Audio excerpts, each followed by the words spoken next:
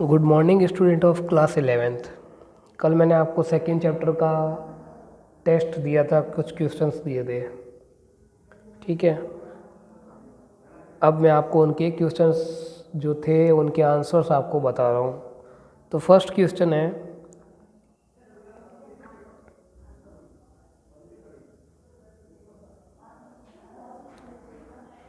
First question दिया हुआ, the predictive typing feature and spell checking feature of search engine is an example of. जो हम search engine में जैसे Google है, याहू है, बिंगो है, यहाँ पर अगर हम कुछ भी टाइप करते हैं तो आपने देखा होगा उसकी लिस्ट अपने आप आ जाती है रिलेटेड सर्चेस की। तो वो कैसे आती है, हम टाइप करते हैं, कोई स्पेलिंग गलत हो जाती है तो वो ऑटोमेटिक सही कैसे बताता है, सजेशंस कैसे बताता है वो। तो ये जो फीचर्स हैं ये किसका एग्जांपल्स है। एआई मतलब आर्टिफिशियल इंटेलिजेंस, एनएलपी मतलब national language processing, cloud computing, या इनमें से कोई नहीं। तो ये आंसर था इसका NLP, national language processing, which provides the facility of correcting the spelling and providing the suggestion related to the user input. User जो भी डालेगा उससे रिलेटेड अगर आपको कोई और इन्फॉर्मेशन चाहिए तो आपको कौन सी टेक्निक यूज में लेनी होगी, NLP, national language natural language processing, जिसमें आप किसी भी लैंग्वेज में और आप टाइप करें आपको सजेशंस भी मिलेंगे और आपको उसका ऑटो करेक्ट भी मिलेगा। सेकंड है find the odd one out. तो इसके अंदर देखिए आप 4 ऑप्शन हैं, इनमें से एक ऑप्शन है जो इनकी कैटेगरी से अलग है और 3 ऑप्शन एक ही कैटेगरी के होंगे। तो वो है इसके अंदर एंड्रॉयड, क्योंकि बाकी तीनों देखो विड, ये भी रोबोट है, ये भी रोबोट है और ह्यूमनॉइड भी रोबोट है। तो इसका जो आंसर्स है वो एंड्रॉयड ही है, क्योंकि एंड्रॉयड एक डिवाइस मतलब मोबाइल का ऑपरेटिंग सिस्टम है, जबकि बाकी सारी रोबोट्स हैं। Cloud services model which provides virtual machine to user is. किसी भी यूज़र को वर्चुअल मशीन, मैंने कल आपको बताया था कि जहाँ पर वो डेटा को कैसे भी स्टोर करवाएं, अरेंज करवा सकता है, मैनिपुलेट करवा सकता है, एक्सेस करवा सकता है, एडिट करवा सकता है। तो वो कौन सा मॉडल करवाता है क्लाउड सर्विस का, तो उसका आंसर था IaaS, infrastructure as a service, ठीक है। बाकी वाले में PS में क्या होता है, प्लेटफॉर्म दिया जाता है, ऑपरेटिंग सिस्टम वगैरह या जो आपको चाहिए सर्च मतलब इंजन प्रोसेसर वगैरह वो आपको ऑनलाइन प्रोवाइड करता है। जैसे XP है, जैसे आपको चलाना है MySQL जो हम आगे पढ़ेंगे, तो उसका सॉफ्टवेयर चाहिए तो उसका सॉफ्टवेयर आपको ऑनलाइन मिलता है, इसका मतलब वो सर्विस है PaaS। SAS मतलब software as a service. It means जैसे आप वर्ड की फाइल आपके पास आ गई, आप खोलते हैं तो वो किस प्रोग्राम में खुलती है बताइए, आप ऑनलाइन खोलते हो तो PDF आ जाती है, PDF ऑटोमेटिक खुल जाती है, कभी कभी नहीं खुलती है। तो वो जो सॉफ्टवेयर ऑनलाइन प्रोवाइड होते हैं वो इस सॉफ्टवेयर एज ए सर्विस में आते हैं। नेक्स्ट है एक्सप्लेन मेटा डेटा। तो Meta data is a collection of extreme data.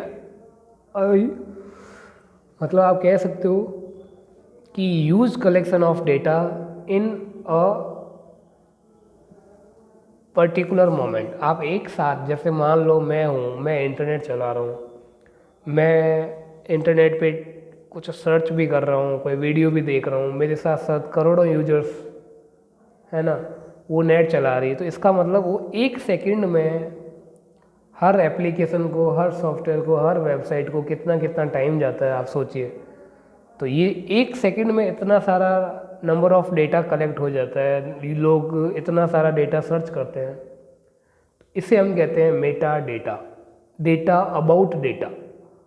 Data already net पे है लेकिन हम उसके बारे में और जानना चाहते हैं और उसके अंदर हम एडिट भी कर सकते हैं। तो जब एक पर्टिकुलर टाइम में बहुत सारा डेटा सर्च होता है, एक्सेस होता है, तो इसे हम कहते हैं meta data. Enormous very large amount of data is known as meta data. Name the government provided cloud company. तो गवर्नमेंट के द्वारा कौन सा दिया जाता है, मेघदूत, है ना। Next what is cloud computing. Cloud computing क्या है, तो क्लाउड कंप्यूटिंग एक ऐसी इंटरनेट की फैसिलिटी है या एक ऐसा ट्रेंड है जिसमें आप अपने डॉक्यूमेंट्स को या किसी भी file, image, audio, video, whatever कुछ भी अगर आपका डेटा है तो आप उसे ऑनलाइन अपने जीमेल अकाउंट या किसी भी पर्टिकुलर अकाउंट में सेव कर सकते हैं। इससे क्या होगा, आपको हमेशा वो डॉक्यूमेंट्री साथ में नहीं लेके जानी होगी। आप कहीं पे भी हो, इंटरनेट ले लो और आप अपना डॉक्यूमेंट एक्सेस कर सकते हो। ठीक है, तो when we store our data on network on any account by any account, it's known as cloud computing. ये क्लाउड कंप्यूटिंग होती है कि आप ऑनलाइन कहीं पे भी डेटा सेव कर सकते हो। ठीक है, और आप उसको कभी भी एक्सेस कर सकते हो। नेक्स्ट है explain IoT and WOT, internet of things and web of things. दोनों में डिफरेंस क्या है? दोनों का IoT का मतलब होता है इंटरनेट ऑफ थिंग्स, जो भी हमारे पास, जैसे हम कहते हैं ना स्मार्ट वेरिएबल्स। जैसे मैं एक रूम में हूँ, AC है, AC को भी मैं मोबाइल से एक्सेस कर रहा हूँ, TV को भी मैं मोबाइल से एक्सेस कर रहा हूँ, मेरे पास वॉच है, उससे भी मैं कॉलिंग वगैरह सब कर रहा हूँ। तो when we use any electronic item by our mobile using sensors, तो ये जो टेक्निक है इसे हम कहते हैं IoT, इंटरनेट ऑफ थिंग्स। और वेब ऑफ थिंग्स भी सेम है, बट यहाँ पर देखिए वहाँ इंटरनेट ऑफ थिंग्स है और यहाँ वेब है। वेब का मतलब होता है कलेक्शन ऑफ नेटवर्क्स, जाल बोलते हैं जिसको, जाल, नेट। तो इंटरनेट ऑफ थिंग्स क्या होता है, लिमिटेड एरिया में काम करता है।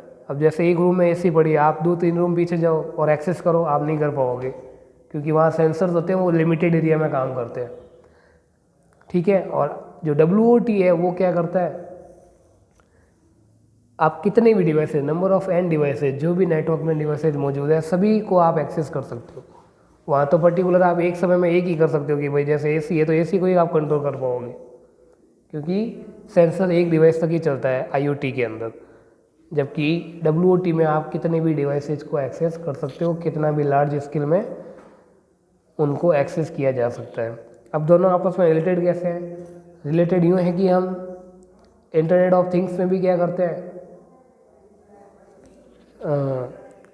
जो वेरिएबल्स डिवाइस, जो भी स्मार्ट डिवाइसेज होती है उनको मोबाइल से एक्सेस करते हैं, इंटरनेट से एक्सेस करते हैं, सेंसर से एक्सेस करते हैं। और WOT में भी ये सेम की सेम प्रोसेस होती है।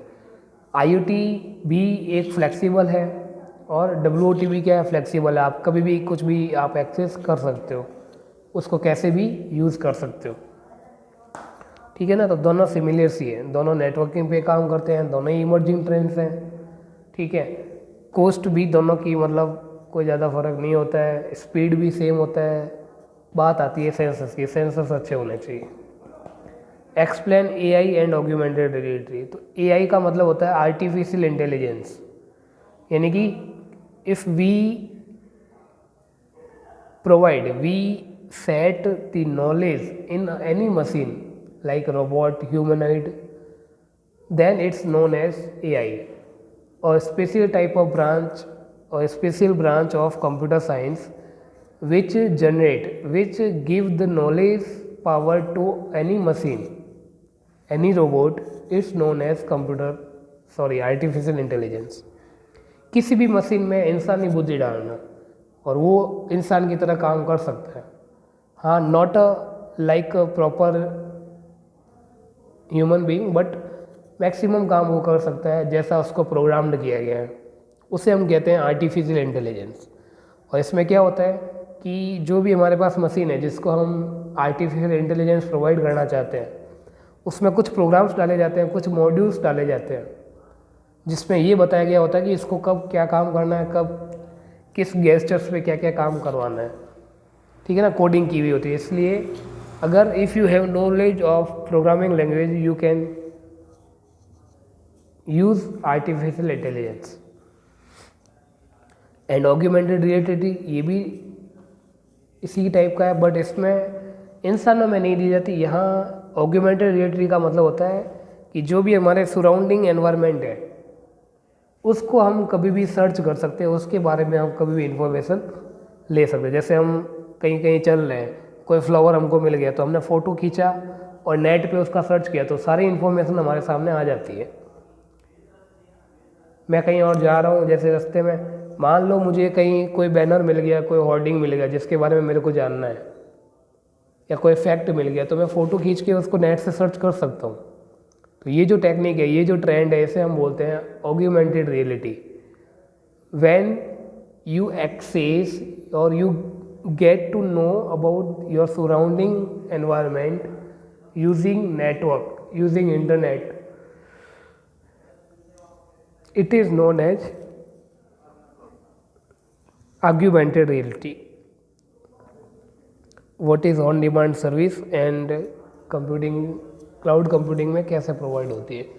तो देखिए, आप क्लाउड कंप्यूटिंग का मतलब ही होता है कि आप ऑनलाइन कहीं पे भी डेटा स्टोर कर सकते हैं, कितना भी डेटा स्टोर कर सकते हैं, मन पड़े तब आप उस डेटा को यूज़ कर सकते हो, डिलीट कर सकते हो, ठीक है ना। तो इसका मतलब यही तो हुआ कि जैसे मेरे को डेटा की नीड पड़ी, मेरे को अभी डिमांड है उस डेटा की, तो मैं उसको कभी भी एक्सेस कर सकता हूँ।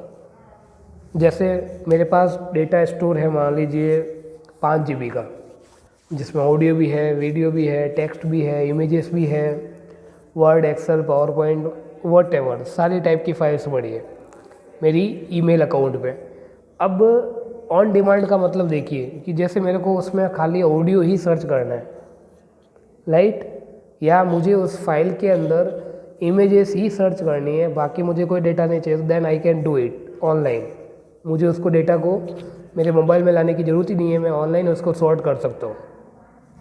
और एक एग्जांपल देखिए कि वही डेटा है सेम, अब उस डेटा के लिए मुझे कोई और एप्लीकेशन चाहिए, तो मैं उस डेटा को किसी और एप्लीकेशन में भी खोल सकता हूँ या शेयर कर सकता हूँ। तो जैसा मेरी डिमांड है, जैसा मैं चाहता हूँ, वैसे ही मैं उसको एक्सेस कर सकता हूँ। ये सर्विस होती है on demand service. When you require the data, when you require the service is available to use for you. तो वो जो सर्विस होती है उसे हम कहते हैं ऑन डिमांड सर्विस।